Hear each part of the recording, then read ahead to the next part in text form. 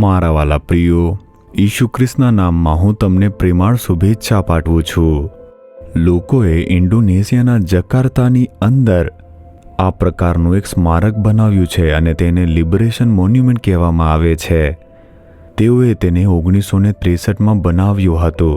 આ પ્રતિમાને સ્વતંત્રતા પ્રાપ્ત કરનાર વ્યક્તિની જેમ બનાવવામાં આવી છે, જેમાં એક માણસ ખૂબ જ આનંદની સાથે તેની સાંકળો તૂટી ગઈ છે અને તેને અભિવ્યક્ત કરતા હાથ ઊંચા કર્યા છે. તેઓએ આ કેમ બનાવ્યું જો એમ પૂછો તો એક સમયે આજે છે દેશ છે ઇન્ડોનેશિયા દેશ.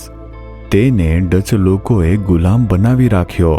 350 વર્ષ ડચ લોકોએ આ દેશ ઉપર શાસન કર્યું હતું અને પછી તેઓએ તેમાંથી આઝાદી મેળવી અને તે ઘટનાની યાદમાં આ પ્રકારનું સ્મારક અહીં બનાવવામાં આવ્યું છે. આપણને આઝાદી મળી છે તે યાદ રાખવાનો અર્થ છે કે 350 વર્ષથી આઝાદી મળી છે. ગુલામીથી આપણને આઝાદી મળી છે. ઘણા દેશો તે આવા જ છે. અમેરિકા દેશ સ્વતંત્રતા દિવસની ઉજવણી કરે છે. ભારત છે, પાકિસ્તાન છે, શ્રીલંકા છે, તે પણ કોઈનાથી આઝાદી મેળવી. શું તેઓ એવા દિવસની ઉજવણી કરતા નથી? એવા દેશો પણ છે જે માનવ સર્જિત સરકારો દ્વારા ગુલામ બનાવવામાં આવ્યા. એવા દેશો છે જ ને. એવા દેશો પણ છે જે કેટલાક અન્ય દેશો દ્વારા ગુલામ બનાવવામાં આવ્યા હતા. કયો દિવસ છે જે દિવસે તમને જીવનમાં આઝાદી મળી છે? શું તમે કહો છો હું ગુલામ નથી, સ્વતંત્ર ભારતમાં રહું છું, એક આઝાદ દેશમાં રહું છું, મારો દેશ જે ઇન્ડોનેશિયા છે તેને આઝાદી મળી છે? તમે એવી રીતે કહી શકો છો. પરંતુ જે પાપ કરે છે તે પાપનો ગુલામ છે, એવી રીતે ઈસુ ખ્રિસ્ત કહે છે. કેટલાક પાપે તમને ગુલામ બનાવ્યા છે. તે મદ્યપાન કરીને વ્યસન કરવાનું હોઈ શકે છે, અથવા તો ડ્રગ વ્યસન કરવાનું હોઈ શકે છે, અથવા સેલફોનની અંદર અશ્લીલ ચિત્રો જોઈને તેનો દુરુપયોગ કરવો તે હોઈ શકે છે, અથવા તો તે કેટલાક ખોટા સ્વભાવ હોઈ શકે છે, ગુસ્સો, બળતરા અથવા ઉત્સાહ, દુશ્મનાવટ હોઈ શકે છે. એવી રીતે અમુક પાપી સ્વભાવ હોઈ શકે છે, અથવા કંઈક એવું હશે જે બહારથી દેખાતું નથી પરંતુ અંદર અસર કરે છે. એવા પ્રકારની ગુલામી, અને તે ગુલામી તમારા જીવનની અંદર જે શાંતિ છે તેને અસર કરી રહી છે. તમે ખુશીથી પ્રભુની સ્તુતિ કરી શકતા નથી, ખુશ રહેવામાં અસમર્થ છો, તેથી તમારે આઝાદ થવું પડશે. હું આ બધામાંથી કેવી રીતે છુટકારો મેળવી શકું છું? એના માટે તમને તારણહારની જરૂર છે જે આપણને બચાવે છે. જો ઈસુ ખ્રિસ્ત તમને મુક્ત કરે તો તમે ખરેખર મુક્ત થઈ જશો. આવી રીતે બાઇબલમાં લખવાયું છે. માત્ર તે જ આપણને સાચી આધ્યાત્મિક સ્વતંત્રતા આપી શકે છે. તે તમને પાપ અને શ્રાપમાંથી મુક્ત કરી શકે છે જે તમને ગુલામ બનાવે છે. જુઓ મીખા 4 અધ્યાય તેનો 10મું વચન. યહોવા તને તારા શત્રુઓના હાથમાંથી છોડાવશે. યહોવા તમને તમારા શત્રુઓના હાથમાંથી છોડાવી દેશે. દુશ્મન કોણ છે? શેતાન. પાપનું કારણ કોણ છે? શેતાન. શ્રાપનું કારણ કોણ છે? શેતાન. ડરનું કારણ કોણ છે? શેતાન. તે આપણો દુશ્મન છે.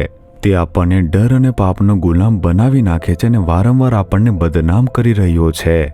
બહારથી ભલે એવું લાગે કે તમે સ્વતંત્રતામાં જીવી રહ્યા છો, તમે ગુલામીમાં અંદરથી પીડાઈ રહ્યા છો. શેતાન તમને ગુલામ બનાવી રહ્યો છે અને તમને દુઃખ પહોંચાડી રહ્યો છે. તે દુશ્મનના હાથમાંથી તમને બચાવવા માટે ઈસુએ ક્રૂસ પર લોહી રેડીને મૃત્યુ પામ્યા. આપણે માત્ર તેમના લોહીથી બચી શકીશું. વિશ્વાસથી કહો કે હે ઈસુ, મને છુટકારો આપો પ્રભુ. હું આ પાપ અને શ્રાપમાંથી મુક્ત થવા માંગુ છું, ભયમાંથી મુક્ત થવા માંગુ છું, હું આ પાપી સ્વભાવથી મુક્ત થવા માંગુ છું. જો તમે એમ કહેશો મારે સ્વતંત્રતા પ્રાપ્ત કરવી છે અને આનંદથી તમારી સ્તુતિ કરવી છે, પ્રભુ તમને સ્વતંત્ર કરશે. એક વખત એક ભાઈ તે ખૂબ જ ભક્તિવાળા હતા. તે પ્રભુની ઉપાસના કરતા અને તેના માટે તે ખૂબ જ સમર્પિત હતા. તે દરેક મંદિરમાં જતો હતો. તે કયો ધર્મ છે તેને ફરક નહીં પડતો હતો. તેના માટે તમામ ધર્મ અને દેવતાઓ સમાન છે. તે બધા દેવોની પૂજા એટલી ભક્તિથી કરતો હતો. ખૂબ જ નિષ્ઠાપૂર્વક તે પ્રભુની પૂજા કરવા માટે ઘણા માઇલ સુધી ખુલ્લા પગે ચાલીને જતો હતો. તે ઘણો સમર્પિત હતો, પરંતુ 40 વર્ષ સુધી દારૂ પીવાની ટેવ હતી.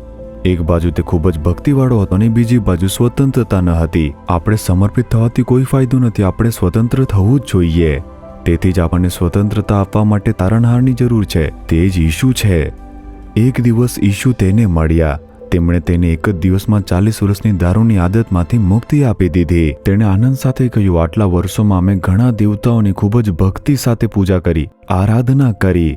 પરંતુ મને સ્વતંત્રતા આપવા માટે ઈસુ ખ્રિસ્ત નામના તારણહારની જરૂર હતી. મારું જીવન બદલાઈ ગયું. તેણે આનંદથી આ કહ્યું.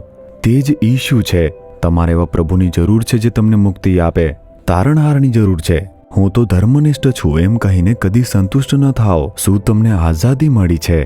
શું તમારી પાસે આઝાદીનું જીવન છે? વિચારી જુઓ. આ સ્વતંત્રતા આપવા માટે ઈસુ એક માણસ તરીકે આ દુનિયાની અંદર આવ્યા. તેથી કહો, એ ઈસુ, મને સ્વતંત્રતા જોઈએ છે પ્રભુ. મને આજે તમે સ્વતંત્રતા આપો. તે તમને આજે સ્વતંત્રતા આપશે. તમારા હૃદય પર હાથ મૂકો. ઈસુ, મને આજે મુક્તિની જરૂર છે. આજે મારો આઝાદીનો દિવસ હોવો જોઈએ. મારે આ પાપી આદતમાંથી મુક્તિની જરૂર છે. મને આ પાપી સ્વભાવમાંથી મુક્તિની જરૂર છે. મારે આ ગુલામીમાંથી મુક્તિ જોઈએ છે પ્રભુ. મને બચાવો અને તમે આશીર્વાદ આપો પ્રભુ. ઈશુના નામમાં આમેન, આમેન.